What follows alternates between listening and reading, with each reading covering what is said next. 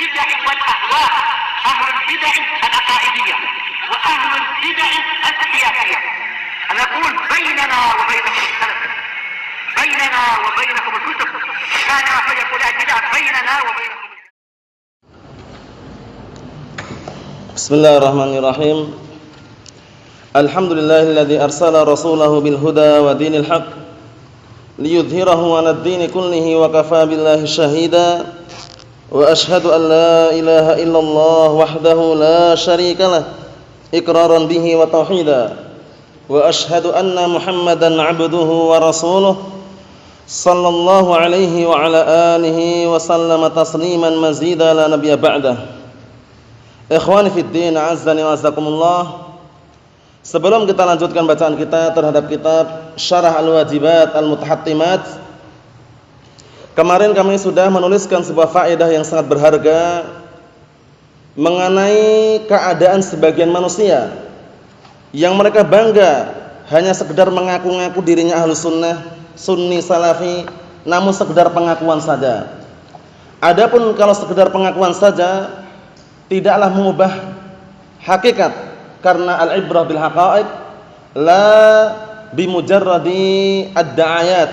Jadi pada hakikatnya yang namanya anggapan itu adalah hakikatnya itu. Dianggap dia sunni salafi atau tidak itu hakikatnya, bukan semata-mata pengakuannya. Oleh karena itu Al-Imam Ibnu Hazm rahmatullahi alaih sebagaimana dalam kitab Al-Ihkam fi Ushulil Ahkam, yang namanya kebenaran barakallahu fikum bukan diukur dengan banyaknya peserta, banyaknya pengikut, banyaknya orang yang hadir di majelisnya, bukan. Namun kebenaran itu manakala mencocoki Al-Qur'an was sunnah, walaupun satu orang yang mengucapkan. Al-Imam Ibnu Hazm rahimahullah taala beliau menyatakan balil haqqu haqqun wa illam yaqul bihi ahadun. Bahkan yang namanya al-haq itu benar, kebenaran itu tetap benar. Wa illam yaqul bihi ahadun, walaupun enggak ada seorang pun yang mengucapkannya. Yang namanya kebenaran pasti dikatakan apa? Kebenaran. Walaupun enggak ada seorang pun yang mengucapkannya. Wal batilu batilun wala fittafaqa alaihi jami'u ahli al-ard. Artinya yang namanya kebatilan itu tetap dikatakan batil walaupun seluruh penduduk bumi ini bersatu sepakat di atasnya. Oleh karena itu barakallahu fikum, kami ingatkan sekali lagi, jangan tertipu dengan orang-orang yang berjenggot panjang, berjubah, kemudian terkadang pakai sorban, namun hanya mengaku-ngaku ahlus sunnah. Jangan tertipu. Ahlus sunnah itu punya undang-undang, ahlus sunnah punya aturan, ahlus sunnah punya pedoman, punya sandaran, yaitu Al-Quran dan As-Sunnah. Bukan semata-mata hawa nafsu, bukan semata-mata akal, bukan barakallahu fikum. Oleh karena itu kalau dia mengaku ahlus sunnah tapi amalannya kok berseberangan dengan Al-Quran was sunnah, hati-hati. Kalau dia mengaku sunni salafi tapi kok tidak mengamalkan sunnah, kok tidak mengikuti jejaknya salaf, bukan salafi. Naam. Barakallahu fikum ikhwani fid din, azani wasakumullah. Buka. Naam. Jadi jangan sampai kita tergiur dengan ucapan-ucapan yang mengatakan kami salafi, kami ahlus sunnah, tapi amalannya tidak seperti apa yang diamalkan oleh para salaf. Nanti penjabarannya tentunya pada tempatnya tersendiri. Namun pantun yang kemarin sudah kami sebutkan, kami ulangi sekali lagi, dengarkan baik-baik, nanti yang sudah hafal setorkan. Wa kullun yadda'i, ada wawunya juga enggak masalah, enggak ada enggak masalah. Kullun yadda'i waslan bilaila wa laila la tuqirru lahum bidzaka. Pantun ini sebenarnya barakallahu fikum para ulama menyebutkan penisbahannya kepada siapa? Ada yang mengatakan kepada seorang imam, itu Abu Al-Atahiyah, Abu Al-Atahiyah. Namun lafadznya berbeda yang disebutkan di kitab beliau. Lafadznya kullun yad'i waslan bisalma wa salma la tuqir lahum bidzaka. Masing-masing orang mengaku dirinya punya hubungan cinta dengan Salma. Namun Salma sendiri tidak mengakui hubungan tersebut.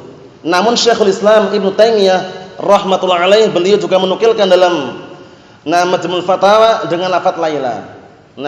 Dengan lafaz Laila, karena di zaman jahiliyah itu mereka kalau misalkan tergila-gila dengan seorang wanita biasanya ungkapannya dalam pantun mereka dengan Laila.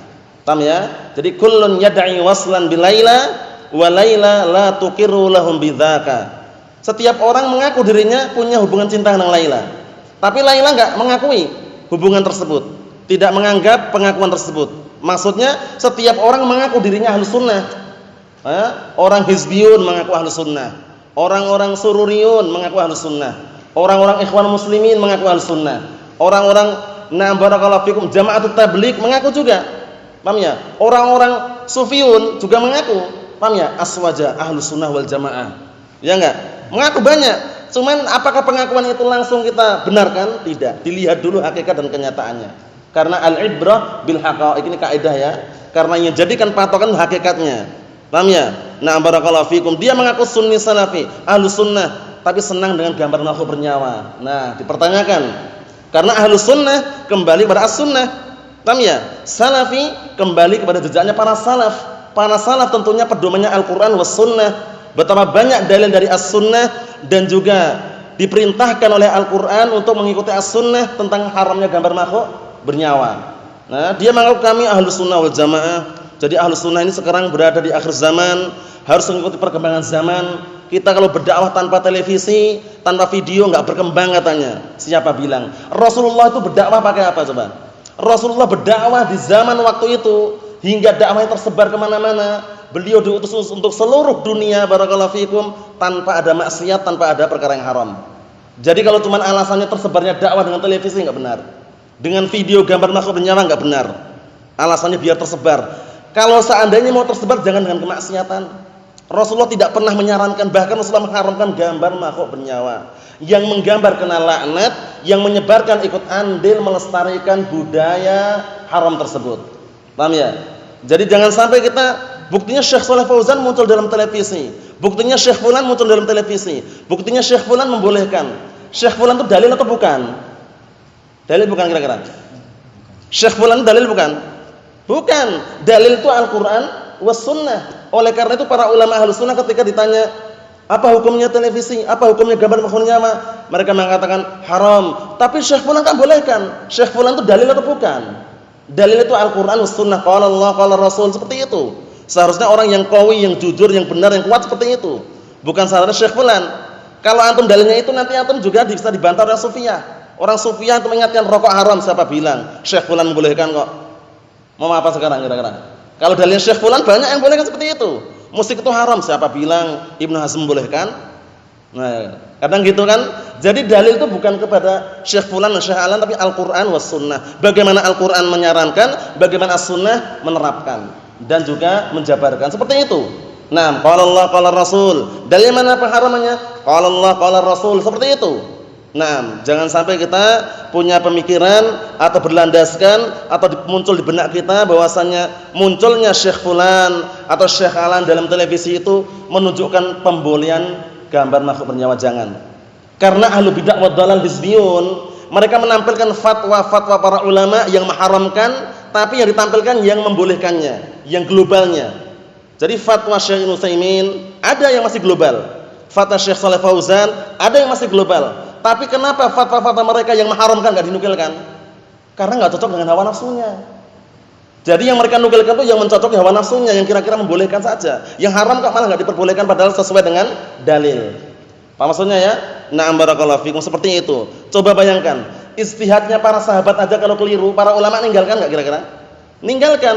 Oleh karena itu para ulama ketika keliru pun juga ditinggalkan. Kalau keliru, paham ya? Seperti ijtihadnya Utsman bin Affan radhiyallahu anhu. Beliau beristihad adanya adzan 2 kali ketika Jumat. Dan ini juga Syekh Ibnu Utsaimin juga merajihkan 2 kali ketika Jumat. Tapi karena istihadnya keliru, para ulama Ahlus Sunnah yang lainnya, paham ya? Merajihkan dan menguatkan 6 perbuatan Rasulullah dan para sahabat yang lainnya adzan cuma sekali tok. Ditinggalkan istihadnya padahal sahabat. Sahabiyun jalil Utsman bin Affan. Bayangkan. Berarti apa? Sandarannya adalah dalil. Bukan semata-mata ucapan si fulan wal alan. Mahfuz insyaallah ya. Naam, barakallahu fikum, al-jama'atu ma wafaqal haqqa wa in kunta wahdak. Jamaah itu yang mencocoki kebenaran walaupun kamu sendirian. Ucapan siapa ini? Abdullah bin Mas'ud radhiyallahu anhu, sebagaimana dinukilkan oleh Imam Al-Khatib Al-Baghdadi dalam kitab Al-Faqih wal Mutafaqih. Al-jama'atu ma wafaqal haqqa wa in kunta wahdak. Jamaah itu yang mencocoki kebenaran walaupun kamu sendirian, santai aja. Di kampung sendirian enggak masalah. Maksudnya sendirian dalam berprinsip, bermanhaj sesuai dengan Al-Qur'an Sunnah. Enggak masalah. Kita ini enggak perlu takut dan juga perlu merasa dikucilkan, enggak usah. Paham ya? Justru selama masyarakat itu memandang kita asing, itulah yang selamat. Tapi ketika masyarakat sudah menganggap orang-orang yang mengaku Ahlus Sunnah enggak asing, itu bukan Ahlus Sunnah. Coba bayangkan sekarang, Ahlus Sunnah 10 tahun yang lalu, ini gambaran global aja ya. Yang mereka mengharamkan televisi, yang mereka haramkan sekolahan umum, yang mereka mengharamkan barakallahu fikum seragam-seragam. Sekarang bolehkan enggak kira-kira sebagian mereka? Nah, membolehkan. Sekarang setelah mereka membolehkan sama orang awam dianggap asing enggak kira-kira? Enggak dianggap asing lagi, gimana? Padahal Rasulullah mengatakan bada'al islamu ghariban wa sayaudu ghariban fatuba lil ghuraba. Islam itu bermula dalam keadaan asing dan akan kembali asing sebagaimana permulaannya. Beruntunglah orang-orang yang asing. Jadi kita-kita ini masih mengharamkan gambar makhluk bernyawa, berdakwah tidak boleh dengan televisi, tidak boleh dengan video gambar makhluk bernyawa, tidak boleh dengan sekolahan-sekolahan umum, ikhtilatiyah, sekolahan formal, tidak boleh dengan seragam-seragam. Itu berarti kembali kepada jejaknya para salaf. Dianggap asing oleh orang awam. Paham ya? Sekarang perhatikan baik-baik, yang penting enggak ada larangannya. Pulang dari Yaman, dulu sebelum ke Yaman berjubah, berjenggot, kemudian pakai imamah, pulang dari Yaman pakai peci nasional. Karena menyaksikan teman anak sendiri, paham ya? Nah, barakallahu fi, enggak perlu sebutkan namanya, nanti antum telusuri sendiri ketemu nanti. Paham ya? Yang jelas dulunya sebelum ke Yaman berjubah, paham ya? Nah, barakallahu fikum sorban. Nah, karena teman kami pribadi waktu itu. Nah, kemudian setelah itu barakallahu fikum pulang dari Yaman malah berubah penampilan, pakai koko, sarung, peci nasional. Katanya enggak ada larangan katanya. Kita permasalahan bukan masalah enggak ada larangan atau tidak ada atau ada larangannya, bukan. Tamayusnya mana? Tamayus tampil beda. Kita ini kalau semuanya ngikuti adat, ngikuti ini dan itu, selama enggak ada larangannya, nanti enggak ada bedanya dengan orang awam. Antum ke barakallahu fikum ke masjid pakai koko, peci nasional, pakai sarung, yang mirip dengan orang awam. Peci nasional itu yang memakai siapa? Bukan kaum muslimin saja. Antum kalau enggak percaya, suatu ketika perhatikan di gereja itu. Paham ya? Orang non muslim pakai peci nasional, tapi jarang orang non muslim pakai peci internasional putih-putih kayak gini. Paham ya? Jarang sekali yang dipakai orang mereka nasional itu yang hitam itu. Nah, nanti peci internasional yang putih kayak gitu atau intinya bentuknya yang bukan nasional itu jarang mereka pakai. Karena identiknya pakai kaum muslimin itu loh. Tapi kalau peci nasional, orang yang bukan muslim aja pakai. Paham ya? Allah musta'an, sallallahu alaihi wasallam. Jadi kita jangan ikuti jejaknya mereka, karena banyak sekarang para dai yang bermudah-mudahan. Bagaimana hukumnya Ustaz televisi? Enggak masalah, perkembangan zaman katanya. Bagaimana hukumnya kita sekolahan formal ini? Enggak masalah, biar masyarakat senang. Nanti masyarakat ikut kita, tapi malah justru sebaliknya mereka ikut masyarakat. Seragam? Dulunya enggak perlu pakai seragam, karena pakai seragam ngikuti siapa berarti? Ngikuti masyarakat. Allah musta'an. Jadi perlu kaidahnya ya. Hukum asal adat istiadat tradisi itu boleh selama tidak berseberangan dengan syariat. Namun kalau adat istiadat berseberangan dengan syariat, tinggalkan adat, ambil syariat. Kalau tidak demikian, kalau mengikuti adat terus, syariat dilemparkan, dibuang, akan rusak dan bejat. Hati-hati barakallahu fikum. Naam. Allahul musta'an. Ikhwani fid din, azdani wa zakumullah, tafadhal. Pantunnya.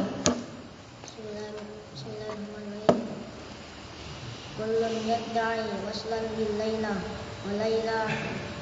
وليلى لا تقر له بذاك. أيوة نعم تفضل. بسم الله الرحمن الرحيم. كل يدعي بسم الله الرحمن الرحيم. كل يدعي وصلا بالليلى وليلى لا تقر له بذاك. لا تقر لهم. لا تقر لهم. أيوة نعم.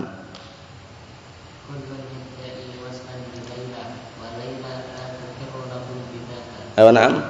Bismillahirrahmanirrahim. Kullun yad'i faslan bil laila wa laila la tuqirru lahum bidzaka. Ayo na'am ahsan. Fadhal. Kullun yad'i faslan bil laila wa laila la tuqirru lahum bidzaka. Ayo. Fadhal. Antum. Kullun yad'i faslan bil laila wa laila la Ayo na'am ahsan fadhal. Kullun yad'i waslan bil laila wal laila la tuqirru lahum bidaka. Ayo na'am fadhal. Fadhal. Kullun La tahu. Nah, fadal. Kullun yadda'i waslan bilaila wa laila la tukir lahum bidzaka. Ayo na'am. Antum mau mencoba? Belum? La ba'as. Fadal, terfatah. Kullun yadda'i waslan bilaila wa laila la tukiru lahum bidzaka. Ayo na'am, fadal. Kullun yadda'i waslan bilaila wa laila la tukiru lahum bidzaka. Ayo na'am, fadal. Fadal ya akhana. Belum? La ba'as. Ya, fadal. Kullun yadda'i waslan bilaila wa laila la tukiru lahum bidzaka. Ayo na'am. Kullun yadda'i waslan bilaila wa laila la tuqirru lahum bidzaka. Na'am barakallahu fikum. Kullun yad'i waslan bilaila wa laila la tuqirru lahum bidzaka. Ini seringnya dinukilkan para ulama Ahlus Sunnah untuk membantah orang-orang yang sekedar mengaku-ngaku Ahlus Sunnah. Tapi Ahlus Sunnah sendiri berlepas dari pengakuan tersebut. Paham ya? Ngaku Ahlus Sunnah, kamu Sunni Salafi. Nah, tapi enggak perlu pakai jenggot katanya. Jenggot udah panjang atau genggam dipotong, dikurangi. Dalilnya mana? Perbuatan sahabat katanya. Kenapa enggak ngikutin Rasulullah gitu loh? Kenapa enggak ngikutin sanad yang tinggi Rasulullah langsung? Paham ya? Ijtihad sahabat itu kalau keliru jangan diikuti. Ikuti Rasulullah, wa khairul huda Rasulillah sallallahu alaihi wasallam. Sebaik-baik petunjuk Rasulullah sallallahu alaihi wasallam. Memang ada sebagian sahabat yang beristihad kalau jenggot satu genggam sudah sampai satu genggam boleh dirapikan. Nah, jadi udah kamu genggam diginikan, dicek dulu, dirapikan ini boleh katanya. Paham ya? Ini istihad sahabat tapi keliru. Rasulullah mengatakan apa? Qastus syawarid. Paham ya? Nah, kemudian apa? Qastus syawarid wa ahul liha. Artinya cukurlah kumis-kumis kalian dan panjangkanlah, peliharalah jenggot-jenggot kalian. Rasulullah merintahkan untuk panjangkan bukan untuk motong. Lah tapi kan sahabat ada yang berbuat. Lah kenapa enggak ikuti Rasulullah? Caranya gitu. Ngikuti Rasulullah, wa khairul huda Rasulillah, dalilnya pakai. Sebaik-baik petunjuk Rasulullah sallallahu alaihi wa ala alihi wasallam. Na'am, Allahul musta'an. Kita lanjutkan barakallahu fikum bacaan kita yang berikutnya. Qala al-muallifu asabahullah, halaman 99 masih seputar pembagian atau penjelasan asyirkul akbar. Karena syirik akbar sangat berbahaya sekali. Syirik akbar sangat berbahaya sekali, menghancurkan semua amalan. Adapun syirik asghar menghancurkan amalan yang terkena syirik saja. Paham ya? Syirik asghar, syirik kecil, dikenal juga dengan syirik khafi, tersembunyi. Contoh syirik kecil apa? Riya. Riya itu apa? Apa? Riya itu syirik kecil, na'am. Tapi riya itu apa pengertiannya riya? Na'am. Jadi orang beramal agar dilihat oleh manusia, agar disanjung oleh manusia, itu termasuk syirik asghar. Kita lihat. Qala al-mu'allifu asbahullah wa sumiya syirkal akbar syirk. Na'am, wa sumiya syirkul akbaru syirkan akbar. Syirik akbar dinamakan syirik akbar kenapa? Syirik besar kok dinamakan syirik besar itu kenapa gitu loh? Liwujudi syirkin aqal minhu. Dikarenakan adanya kesyirikan di dalamnya yang lebih kecil darinya. Wala yablugh darajatan syana'atahu. Maksudnya, namun kesyirikan yang di bawahnya itu tidak mencapai puncak tingkatan yang bisa apa? Nama barakallahu fikum merusaknya. Dalam artian barakallahu fikum hafizakumullah. Jadi tingkatannya yang syirik di bawahnya itu tidak sampai merusak amalan seluruhnya, tapi hanya merusak amalan yang terkenai syirik saja. Paham ya? Riya, beramal agar dilihat oleh manusia, agar disanjung oleh manusia, dipuji oleh manusia. Allahul musta'an. Kita lihat sini, wa syirkul asghar, yaitu syirik asghar. Syirik asghar inilah yang paling Rasulullah khawatirkan. Yang paling Rasulullah apa? Khawatirkan. Sebagaimana sabda Rasulullah sallallahu alaihi wa ala alihi wasallam apa? Akhwafu ma akhafu alaikum asyirkul asghar. Fasu'ila anhu faqala ar-riya. Perkara yang paling aku khawatirkan terhadap kalian adalah syirik kecil. Kemudian ditanya apa itu syirik kecil? Rasulullah mengatakan riya. Paham ya? Jadi riya termasuk syirik kecil.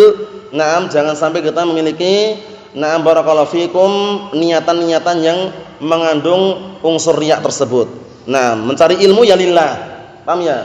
Nah, mencari ilmu karena Allah Subhanahu wa taala, bukan karena si fulan wal alan, bukan karena apa? Mengharapkan ijazah, hati-hati. Nah, bukan karena mengharapkan ijazah, bukan karena mengharapkan titel gelar, enggak. Kita semuanya barakallahu fikum, tidak mengharapkan itu. Karena yang mengangkat derajat kita nanti di sisi Allah Subhanahu wa taala adalah apa? Al-iman wal ilm. Al-iman wal ilm. Iman dan ilmu itu yang akan mengangkat derajat kita di sisi Allah Subhanahu wa taala. Bukan ijazah. Dulu kamu di dunia ijazahnya apa? LC enggak dipakai itu. Paham ya? MA enggak dipakai, SPD enggak dipakai. Kemudian apa lagi? SPU. Ada enggak SPU? Yang enggak dipakai juga. Namanya barakallahu fikum SPP enggak dipakai juga. Pokoknya yang intinya barakallahu fikum titel-titel itu enggak bermanfaat. Nah, manakala dibandingkan dengan apa? Iman dan ilmu. Tapi kalian enggak ada titelnya misalkan. Ya kan dia enggak pernah sekolah antum kan? Alhamdulillah ya. Dan semoga enggak usah sekolah. Masih sekolah umum yang ikhtilatiyah campur baur itu jangan. Paham ya? Nah nanti kita perhatikan. Ilmu itulah yang akan mengangkat derajat seseorang.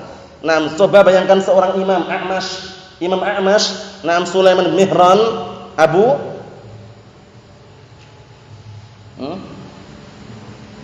Alam ya. Nah, barakallahu fikum, yang jelas seorang imam, A'mash, Sulaiman bin Mihran. Nah, barakallahu fikum, beliau digelar dengan A'mash karena memang ada penyakit pada matanya. Nah, namun beliau didatangi para ulama. Nah, dan bahkan dinukilkan di dalam sejarahnya itu, dalam biografi beliau, kalau seandainya aku ini jualan sayur, misalnya enggak ada orang dekat kepadaku. Karena posisinya beliau dilihat dari posturnya itu postur yang bisa dikatakan Allah Ta'ala takdirkan menciptakan jelek lah istilahnya gitu.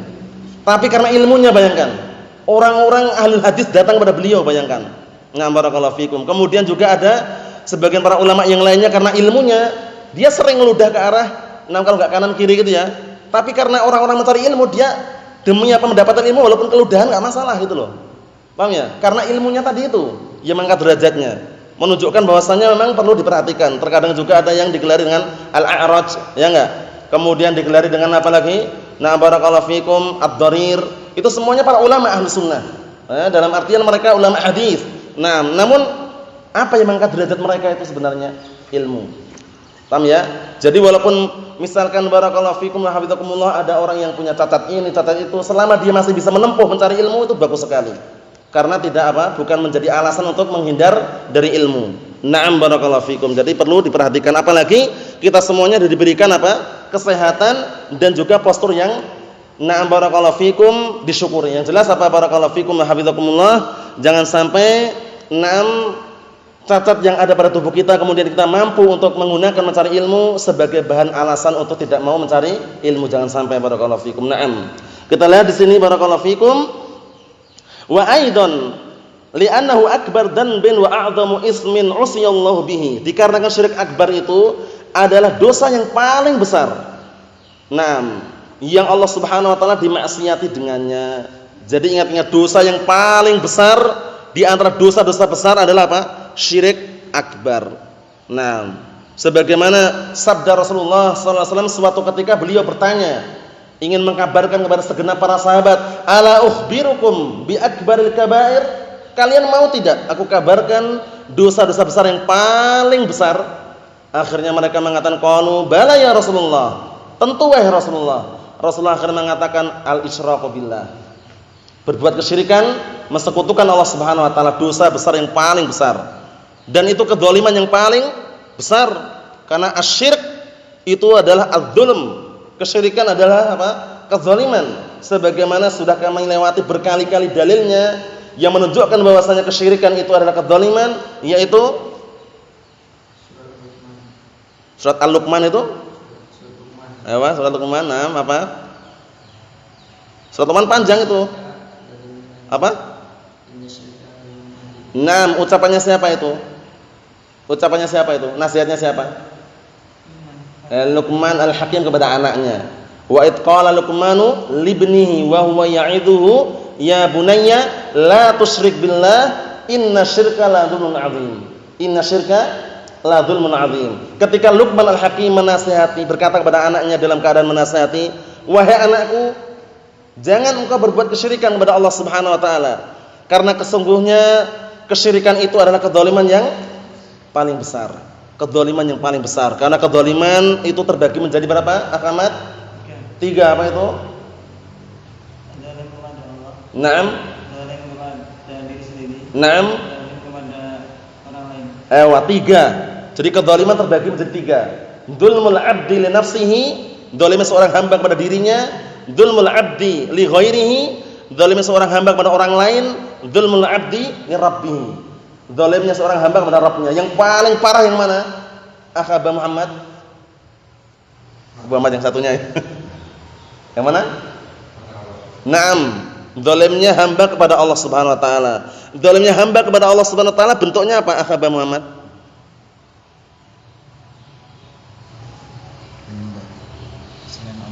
Syirik intinya ya. Naam, zalimnya seorang hamba kepada Allah Subhanahu wa taala adalah mensekutukan Allah Subhanahu wa taala dalam beribadah. Naam, ikhwani fillah, azzani wazakumullah, hati-hati.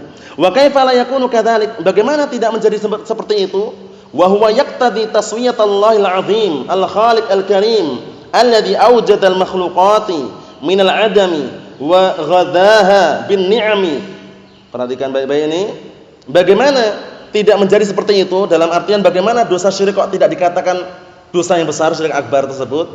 Naam, kata beliau, bagaimana mungkin tidak dikatakan seperti itu? Padahal apa? Padahal syirik akbar itu mengharuskan, melazimkan apa? Menyamakan Allah Subhanahu wa taala, zat yang maha agung, zat yang menciptakan, zat yang maha mulia, yang telah mewujudkan makhluk-makhluk yang semula tidak ada. Kita semuanya itu dulunya enggak ada dulunya. Akhirnya menjadi ada itu loh. Nah, siapa yang menciptakan kira-kira? Allah Subhanahu wa taala, jelas itu ya. Nah, oleh karena itu barakallahu fikum hafizakumullah, suatu ketika waktu itu ada kisah seorang badui jalan gitu ya. Innal ba'ra yadullu 'al ba'ir. Sesungguhnya kotoran onta itu menunjukkan ada ontanya. Kotoran onta menunjukkan ada ontanya, kan enggak mungkin kotoran onta ada, ontanya enggak ada. Paham ya? Mungkin enggak kira-kira? Nah, walaupun ontanya pergi mesti ada ontanya dulu sebelumnya. Paham ya? Tiba-tiba ada kotoran onta itu tiba-tiba. Nah, ontanya enggak ada. Enggak mungkin, walaupun ontanya di tempat jauh tapi onta kan ada gitu loh. Soalnya kotorannya ada. Kemudian orangnya membayangkan ternyata alam semesta yang seluas ini, yang ada lautannya, ada daratannya, ada bintangnya, ada langitnya, ini enggak mungkin kalau terwujudkan sendiri. Berarti ada penciptanya. Bayangkan itu. Jadi orang Badui itu langsung sadar ternyata Allah Subhanahu wa taala yang menciptakannya. Enggak mungkin enggak ada yang menciptakan. Apa maksudnya ya? Ayo na'am barakallahu fikum. Jadi memang Allah Subhanahu wa taala yang menciptakan segala sesuatu. Kisah yang lain juga, yaitu Jubair bin Mut'im, sahabiyun jalil. Jubair bin Mut'im, sahabiyun jalil. Waktu itu beliau belum masuk Islam, masih musyrik. Jubair bin siapa? Bin Mut'im. Nama antum siapa nama antum? Zubair bin Abdur. Zubair. Nah, ini Jubair, ini pakai jim. Jubair. Ini Zubair ya. Jubair bin Mut'im. Nah, Jubair bin Mut'im waktu itu masih musyrik. Rasulullah waktu itu lagi sholat maghrib membaca surat At-Tur. Membaca surat apa? At-Tur. Nah, kemudian ketika sampai kepada firman Allah Subhanahu wa taala, Jubair ini benar-benar dengarkan loh, mau istilahnya sebenarnya apa sih kandungan Al-Qur'an, istilahnya penasaran gitu loh. Ternyata mendengarkan apa? Rasulullah lagi sholat maghrib membaca surat At-Tur. Ketika sampai pada firman Allah Subhanahu wa taala, am khuliqu min ghairi syai'in am humul khaliqun? Apakah, perhatikan baik-baik ya ayat ini, apakah mereka diciptakan begitu saja tanpa ada sesuatu? Mungkin enggak? Enggak mungkin. Yang kedua, am humul khaliqun, ataukah mereka menciptakan diri mereka sendiri? Mungkin enggak? Enggak mungkin. Berarti langsung yang ketiga, berarti ada penciptanya. Nah, waktu itulah akhirnya apa? Na'am barakallahu fikum fa waqa'al iman fi qalbihi hina idzin. Langsung tertancapkan keimanan pada hatinya Jubair bin Mut'im waktu itu juga. Hingga ada ucapan kada qalbi an yatir, katanya. Hampir-hampir hatiku terbang mendengar ayat tersebut. Paham ya? Naam. Paham maksud antum? Hampir-hampir apa hatinya terbang karena mendengar ayat yang sangat mulia tersebut itu ya. Nah, benar-benar itu enggak ada yang istilahnya ada sendiri tanpa ada yang menciptakan itu. Kan tadi ada dua ya. Am khuliqu min ghairi syai'in, satu. Am humul khaliqun, apakah mereka diciptakan tanpa sesuatu? Enggak mungkin. Am humul khaliqun, apakah mereka yang menciptakan diri mereka sendiri? Mungkin enggak? Enggak mungkin. Tinggal yang ketiga, berarti ada penciptanya. Nah, akhirnya Jubair bin Mut'im pun masuk Islam pada waktu itu pula. Ini kisah yang sekedar sebagai selingan. Kisahnya kalau tidak salah disebutkan oleh Syekh Muhammad bin Shalih Al-Utsaimin rahimatullah alaih dalam syarah beliau terhadap Al-Usul As-Salasah. Pernah jumpa belum? Kalau belum pernah jumpa, nanti jumpa di situ insyaallah taala. Kisahnya Jubair bin Mut'im. Wallahu alam. Naam. Adapun kemarin anak lupa ya, kemarin yang pantun itu, "Lau kana hubbuka shadiqan la ata'tahu innal muhibba liman yuhibbu muti'u. Ternyata itu disebutkan juga oleh Syekh Shalih Al-Fauzan wafaqahullah di dalam syarah beliau terhadap Arba'in Nawawiyah. Penisbahan pantun tersebut bukan di Diwan Syafi'i ya, kemarin anak cuman belum pastikan juga kan, mungkin ada di Diwan Syafi'i tapi ternyata bukan di sana, wallahu alam ya.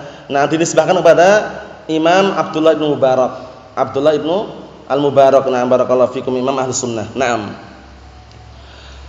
Berikutnya barakallahu fikum hafizakumullah.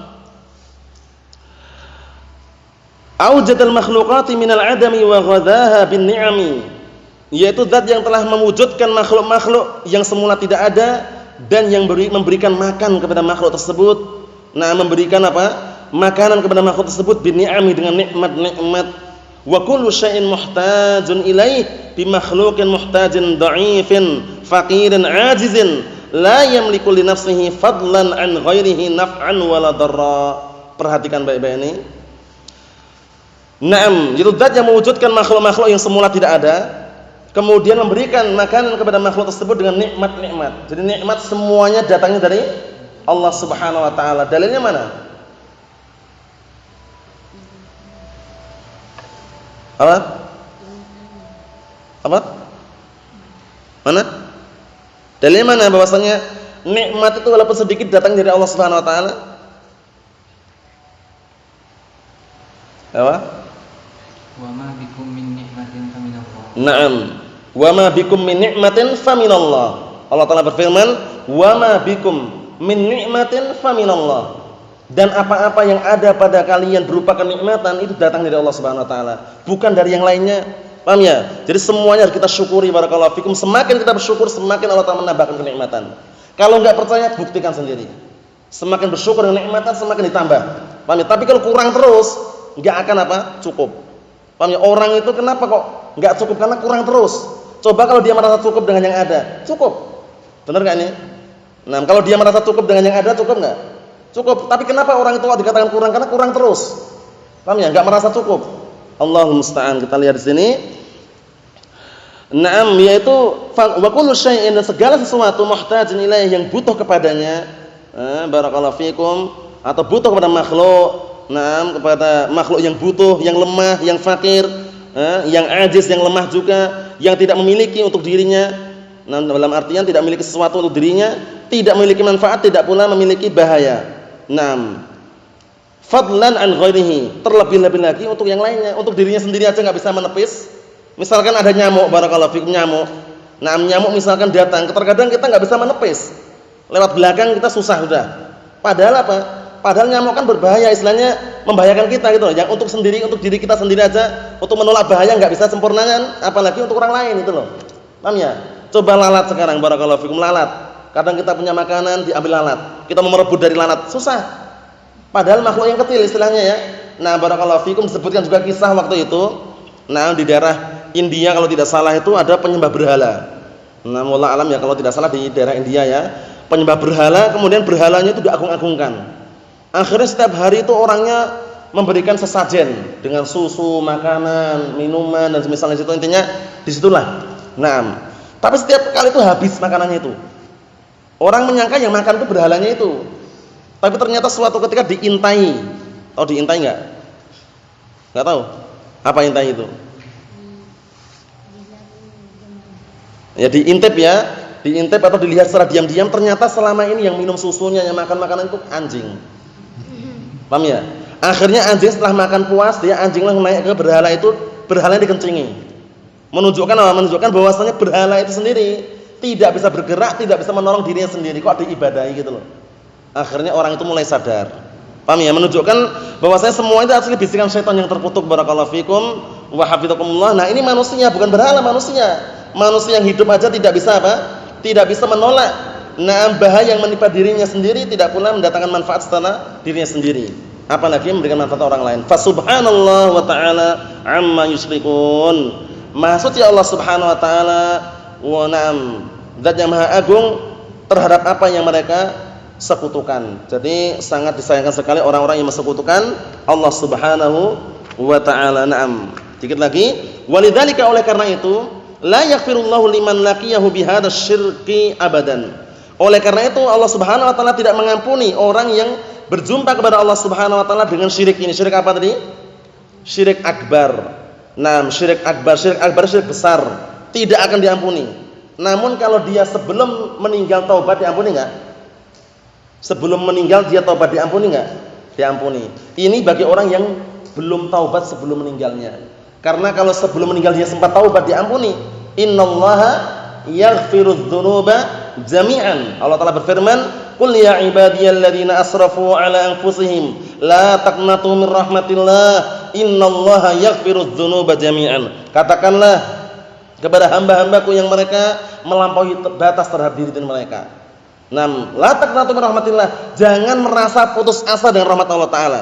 Walaupun antum kita semuanya melakukan dosa setinggi langit, sedalam lautan, sebesar gunung, tapi kalau kita ini benar-benar taubat, diampuni enggak kira-kira? Diampuni Allah Subhanahu wa taala. Oleh karena itu taubat itu diperintahkan dan sumbernya dari Al-Qur'an dan hasilnya barakallahu fikum keberuntungan. Wa tubu ilallahi jami'an ayyuhal mu'minuna la'allakum tuflihun. Bertobatlah kalian semuanya wahai segenap kaum mukminin, semoga kalian termasuk orang-orang yang beruntung. Tobat itu enggak rugi walaupun terulang-ulang. Nah, namun harus terpenuhi syarat-syarat taubat. Nah, ini yang akan ditanyakan. Syarat-syarat taubat. Masih ingat antum? Sebutkan. 1, ikhlas. 2, menyesali. 3, itu nanti yang inti dulu. Menyesali. Ayo. Yang 3, apa? Bertekad bulat untuk tidak mengulangi lagi. 4, apa? Itu nanti. Yang 4 dulu. 4, meninggalkannya. Ingat-ingat 4 ini yang inti ya. Syarat diterimanya taubat, pertama ikhlas. Kedua, menyesali perbuatan maksiat tersebut. Ketiga, meninggalkan. Kalau menyesali itu enggak meninggalkan sama aja. Paham ya? Meninggalkan maksiat tersebut. Yang keempat, berazam kuat, bertekad bulat untuk tidak mengulanginya. 4 syarat ini. Bisa ngulangi Akh Fadil? Tafadhal. Kelas?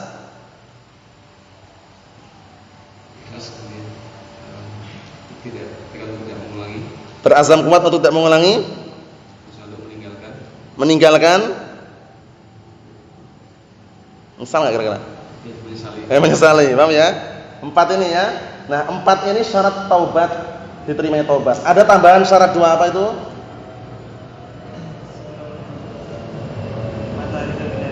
Sebelum matahari terbit dari arah barat. Naam. Kedua? Sebelum nyawa sampai di kerongkongan.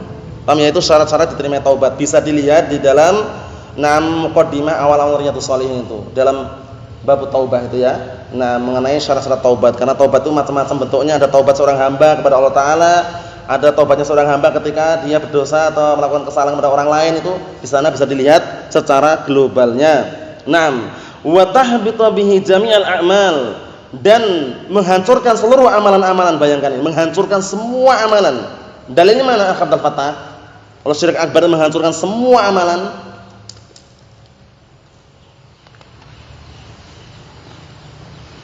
Tak pancing ya. Lain. Apa? Belum terpancing. Dalil mana Akh Bakrin? Kalau syirik akbar itu menghancurkan semua amalan. Lain syakartum. Lain lagi itu. Lainnya benar awalnya. Akh Yusuf. Apa? Belum? Antum? Lain asyrafa la yahdadanna amalakum. Lain asyrafa la yahdadanna. Asyrakta ya berarti apa? Asyrakta berarti apa? Amaluka. Wala takunanna minal khasirin, itu dalilnya. Lain asyrakta la yahbatanna amaluka wala takunanna minal khasirin. Jika engkau berbuat kesyirikan, niscaya akan hancur semua amalanmu dan engkau termasuk orang-orang yang rugi. 6. Dalil yang kedua, Walau asyraku lahabita anhum ma kanu ya'malun. Kalau seandainya mereka berbuat kesyirikan syirik akbar, niscaya akan hancur semua amalan yang dulu mereka kerjakan. Yang ketiga,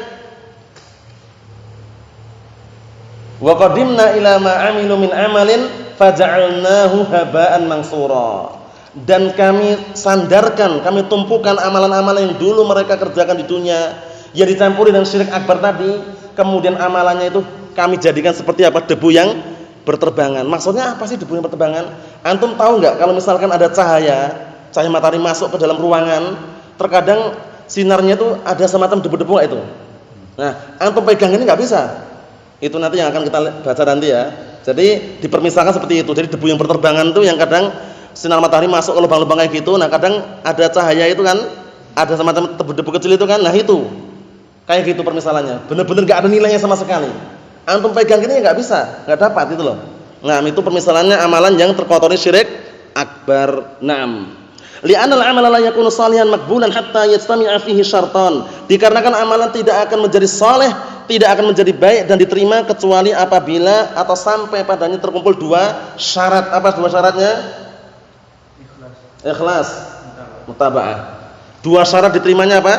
Amalan, ikhlas dan mutaba'ah. Ikhlas dan mutaba'ah. Syarat diterimanya amalan ada dua, ikhlas dan mutaba'ah.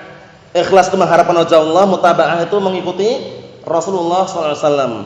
Namun dua ini, barakallahu fikum, ikhlas dan mutaba'ah ini tidak akan terwujudkan kalau dia tidak punya ilmu. Oleh karena itu orang beramal tanpa ilmu, amalannya tertolak enggak? Tertolak. Apa pantunnya Abdul Fattah? Wa